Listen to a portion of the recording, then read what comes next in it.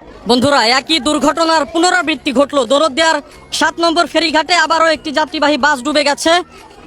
আপনারা জানেন এর আগে একটি বাস ডুবে 26 জনের প্রাণহানির ঘটনা ঘটে। সেই একই ঘটনা আজকে আবার ঠিক কিছুক্ষণ আগে ঘটেছে দৌলতদিয়ার 7 নম্বর ফেরিঘাটে। এখানে এই যে ফেরি, করবি ফেরি, এই ফেরিতে উঠে যায় একটি বাস, এসবি পরিবহনের একটি যাত্রীবাহী বাস। বাসটি কুষ্টিয়া থেকে আসে এবং কুষ্টিয়া থেকে আসার পরে এই বাসটি এই ফেরিতে উঠে যায় এবং ফেরিতে উঠে যাওয়ার পরেই এই যে ফেরির যে ডালা, এই ফেরির ডালা ভেঙে ঠিক এই জায়গা দিয়ে আপনারা দেখতে পাচ্ছেন ক্যামেরার সাহায্যে, ঠিক এই যে এই জায়গা দিয়েই এই যে ডালা ভেঙে এই জায়গা দিয়েই বাসটি নদীতে পড়ে গেছে। আপনারা দেখতে পাচ্ছেন এই যে ডালা, এই ডালাটি ভেঙে নদীতে ঠিক এই জায়গাটিতে এই মুহূর্তে বাস রয়েছে। আপনারা দেখতে পাচ্ছেন এরই মধ্যে উদ্ধারকারী জাহাজ হামজা এখানে চলে এসেছে, হামজা চলে এসেছে এবং ফায়ার সার্ভিস, কোস্টগার্ড এবং বিআরডব্লিউটি এর ডুবুর ইউনিট তারা এখানে উদ্ধার কার্যক্রম শুরু করে দিয়েছে। ভাই, বাস কি এখানেই আছে? ফায়ার সার্ভিসের যারা ডুবুর ইউনিটের সদস্যরা আছেন তারা বলছেন যে বাসটি এখনো পর্যন্ত এখানেই আছে। আমরা প্রশাসনের সঙ্গে কথা বলেছি, তারা বলেছেন যে হতাহতের আশঙ্কা তেমন একটি নেই, তবে বাসটি যখন উদ্ধার হবে, উদ্ধার করার পরেই বোঝা যাবে আসলে কোনো হতাহত আছে কিনা।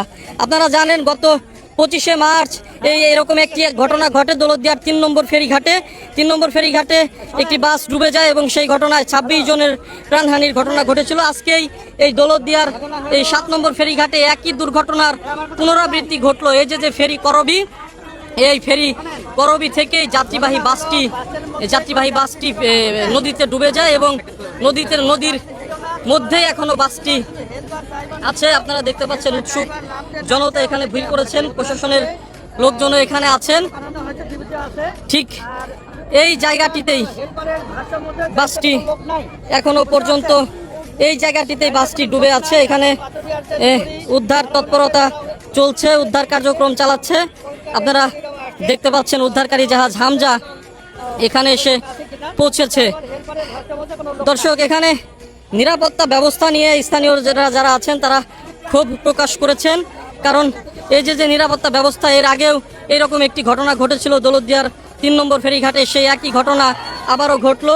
স্থানীয়রা কিন্তু মাঝে মাঝেই ক্ষুব্ধ হয়ে যাচ্ছেন, তারা বিভিন্ন ধরনের স্লোগান দিচ্ছেন যে কেন এই দৌলতদিয়া ঘাটে বারবারই এই একই ঘটনা ঘটে।